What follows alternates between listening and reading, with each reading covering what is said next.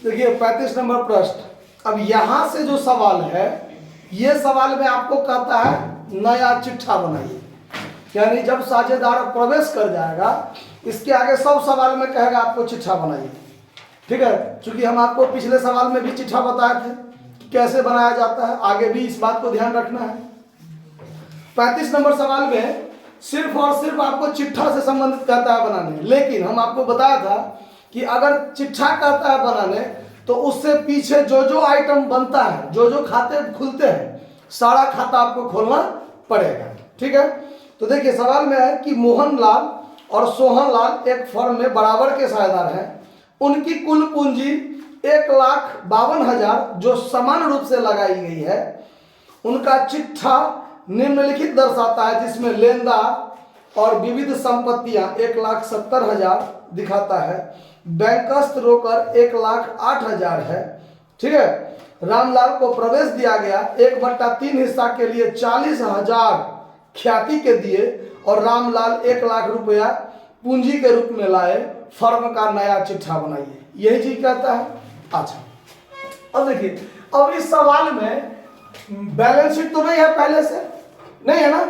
हम यहां पर आपको दिखाते हैं कि पुराना आर्थिक चिट्ठा कैसे होगा और फिर नया आर्थिक चिट्ठा कैसे होगा। देखिए यहां पर हम ओल्ड बैलेंस शीट बनाते हैं। गौर से सीखिए कि क्या सब होता है, क्या सब नहीं होता है। ओल्ड बैलेंस शीट, कोई डेट मेंशन तो नहीं है, नहीं, तो ओल्ड बैलेंस शीट लिख दिए, जिसमें सिर्फ पुराने साझेदार का चर्चा होगा, नया का कोई जिक्र इसमें नहीं होगा।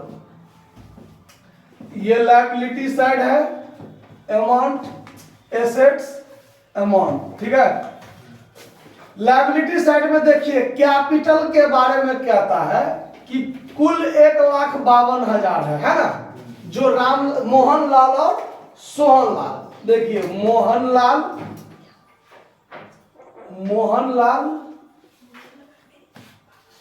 और सोहनलाल दोनों आदमी बराबर बराबर लगाया है ना। कैसे लगाया है? बराबर। 1,52,000 टोटल है, तो 76,000 आधा इसका और 76,000 आधा इसका होगा कि नहीं होगा? क्लियर।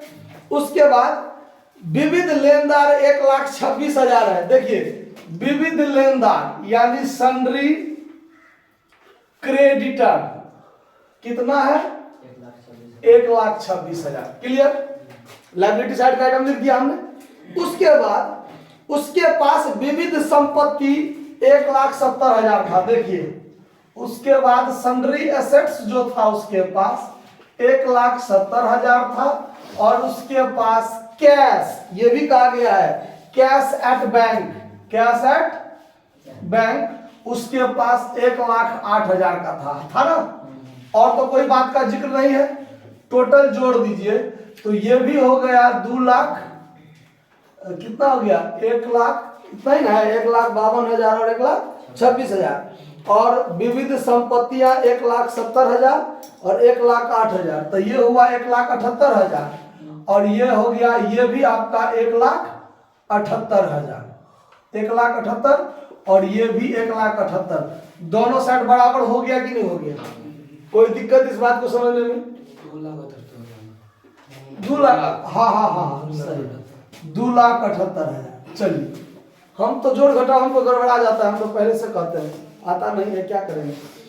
2,78,000। ठीक है, इधर भी 2,78,000, इधर भी 2,78,000। बैलेंस शीट बराबर हो गया, पुराना बैलेंस शीट। अब अगला प्रोसेस है क्या? तो जब नया साझेदार प्रवेश किया तो 1,00,000 पूंजी लेकर आया और 40,000 रुपया प्रीमियम के लिए ख्याति लेकर आया है ना, और इससे ज्यादा बात नहीं दिया हुआ है। चलिए, तो अब यहां पर बनेगा आपका old partners capital. Revaluation account से संबंधित बात है कोई दिया हुआ सवाल में? नहीं है। संपत्ति दायित्व का पुनर्मूल्यांकन से संबंधित कोई बात नहीं है। तो यहां पर सीधे बनाएंगे old partners capital account, capital account. 2 amount का कॉलम, 2 साझेदार है तो CR हो गया पार्टिकुलर। अब है मोहनलाल तो ML लिख दिए और सोहनलाल तो SL लिख दिए। समझ में आएगा ना बात? मोहनलाल और सोहनलाल शॉर्टकट में लिख दिए हैं, आप लोग भी ठीक से मेंशन कर लीजिएगा। चलिए अब इसमें हम लोग क्या बनाते हैं, तो सबसे पहले लिखते हैं बाय बैलेंस बीडी। तो बैलेंस बीडी में कितना कितना 76,000 देंगे दोनों में अलग अलग। उसके बाद नया साझेदार जो प्रीमियम लाया है 40,000 ख्याति, वो ख्याति कौन बांटता है? पुराना साझेदार। पुराना साझेदार किस अनुपात में? त्याग अनुपात में। पुराना अनुपात माइनस नया अनुपात तब त्याग अनुपात। नया अनुपात है नहीं तो पुराना ही त्याग अनुपात, यही होता है। और पुराना अनुपात है बराबर बराबर तो त्याग अनुपात बराबर बराबर। तो यहां पर लिखेंगे बाय प्रीमियम अकाउंट लिख देंगे। और 40,000 लाया तो 20,000 मोहनलाल और 20,000 सोहनलाल ले लेगा। चलिए इससे ज्यादा बात आपको इसमें कुछ नजर आता है सवाल में? नहीं है। बैलेंस शीट में कोई बांटने उठने वाला आइटम का कोई जिक्र सवाल में है नहीं। तो चलिए बात खत्म। ये टोटल 96,000, यहां भी 96,000, ये दोनों आपस में यहां पर बराबर हो जाएगा। और वही चीज यहां भी टू बैलेंस सीडी 96,000 हो गया। अब यहां पर बनाएंगे new partners capital account. New partner कौन है? रामलाल। तो Ramlal capital account, Ramlal capital account. तो नया साझेदार के पूंजी खाता में तो ज्यादा कोई बात ही नहीं होता है, सिर्फ नया साझेदार जो पूंजी लेकर आया वही चीज। Particular amount by cash account.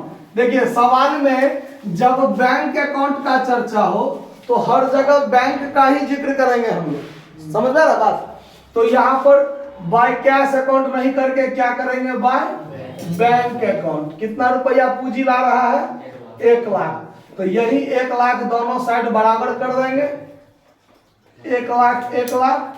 और यही चीज हो जाएगा टू बैलेंस सीडी। कितना? 1 लाख। क्लियर? अब आगे बनाना है न्यू बैलेंस शीट जो सवाल में कहता था।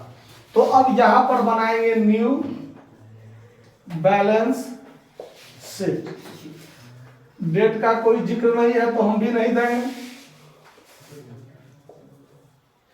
इधर लायबिलिटीज, अमाउंट, एसेट्स, अमाउंट थोड़ा उर्दू में लिख दिए हैं, समझ जाइएगा, एसेट्स नहीं है। अब आइए बैलेंस शीट में हम क्या बोले थे कि जो पुराना बैलेंस शीट है उसी को फॉलो करते हुए चलेंगे, जिसमें परिवर्तन हुआ करेंगे, नहीं तो जो कहते हो लिखते हुए आगे बढ़ जाएंगे। तो है सबसे पहले कैपिटल। तो यहां पर हम लोग लिख लेंगे कैपिटल। पहले था कौन कौन? मोहनलाल, सोहनलाल, अब आ गया रामलाल। ठीक है। तो अब देखिए इसका पूंजी पहले था 76, अब 96,000, 96,000 और इसका 1 लाख, यही हुआ ना? तो जोड़ के कितना हो जाएगा? जोड़ के कितना हो गया?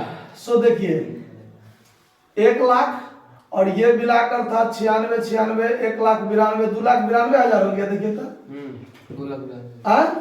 2,92,000।